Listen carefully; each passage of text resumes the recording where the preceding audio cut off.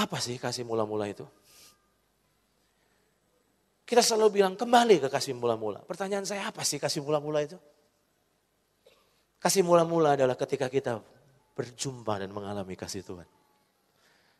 Coba saudara ingat waktu saudara pertama kali jumpa dengan Tuhan. Saudara sedang brengsek-brengseknya. Saudara sedang jahat-jahatnya. Tapi kasih Tuhan menjamah hatimu. Dan di situ engkau mulai menemukan satu pribadi yang mengasihimu apa adanya. Di titik itu akhirnya kita menyerah. Yang membuat kita menyerah bukan takut sama neraka. Tapi yang kita menyerah karena kasih Tuhan yang begitu hebat atas hidup kita. Dan di titik itu hati kita hancur. Di titik itu akhirnya kita sayang sama Tuhan. Semua yang kita lakukan penuh dengan gairah, antusias. Karena kita sangat mencintai Tuhan. Tapi ternyata tanpa sadar kalau kita nggak hati-hati. Semua yang tertinggal cuma rutinitasnya. Tapi hatinya udah hambar. Itu sebabnya bagaimana cara keluar, cara bebas untuk kita bisa nggak terjebak dari roh agamawi. Saya ingatkan saudara bahwa kekristenan adalah bukan seberapa keras upaya seseorang untuk mengasihi Tuhannya. Tapi seberapa besar ia sadar dan yakin bahwa Tuhan telah dan akan selalu terus mengasihinya. Saya sangat yakin kalau sampai kita ingin bebas dari cengkraman roh agamawi. Terus sadari dan alami kasih Tuhan yang sangat hebat dalam hidupmu. Karena itulah yang membuat engkau mampu balik mencintai Tuhan. Jangan banggakan pelayananmu. Jangan pernah banggakan rutinitasmu. Semua itu gak ada apa-apanya. Yang Tuhan inginkan adalah bukan tindakanmu. Tapi yang pertama-tama dia inginkan adalah hatimu. Bagaimana caranya untuk kita bisa bebas dari roh agamawi? Di dalam 2 Korintus pasal 3 ayat 14 sampai 16. Ternyata cara kita bisa lepas dari roh agamawi adalah Paulus berkata, ini Paulus lagi bicara tentang bangsanya yang dikuasai oleh roh agamawi. Tetapi pikiran mereka telah menjadi tumpul sebab sampai pada hari ini selubung itu masih tetap menyelubungi mereka. Jika mereka membaca perjanjian lama itu tanpa disingkapkan, karena hanya Kristus saja yang dapat menyingkapkannya. Bahkan sampai pada hari ini setiap kali mereka membaca kitab suci. Tapi perhatikan baik-baik. Bahkan sampai pada hari ini setiap kali mereka membaca kitab Musa. Ada selubung apa saudara? Yang menutupi apa saudara? Hati mereka. Kapan selubung itu bisa diangkat? Tetapi apa saudara? Apabila hati bukan badan.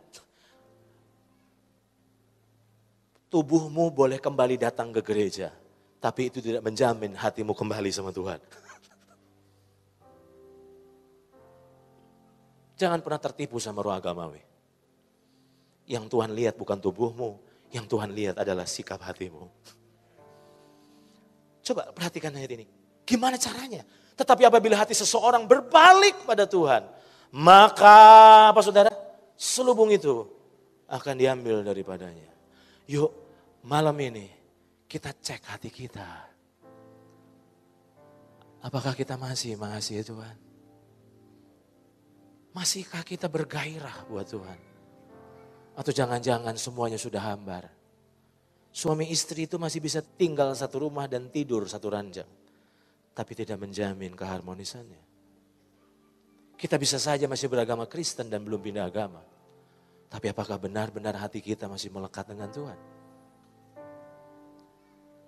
Cara membebaskan diri dari cengkraman roh agamawi.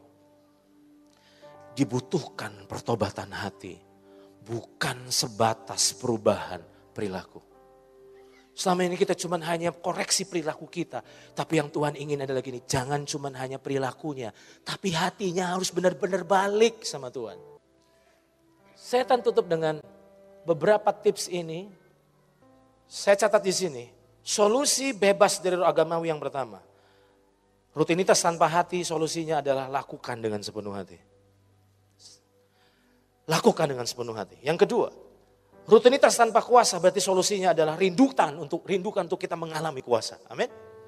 Yang ketiga, bagaimana untuk kita bisa lepas dari rutinitas tanpa pengertian yang benar? Rindukan pewahyuan dari Roh Kudus. Amin. Ketika kita baca Alkitab, kita berkata, Tuhan singkapkan Tuhan. Tuhan bukakan Tuhan. Kejar pengertian yang dari Tuhan. Terus yang keempat, puas mengejar pengetahuan tanpa pengalaman?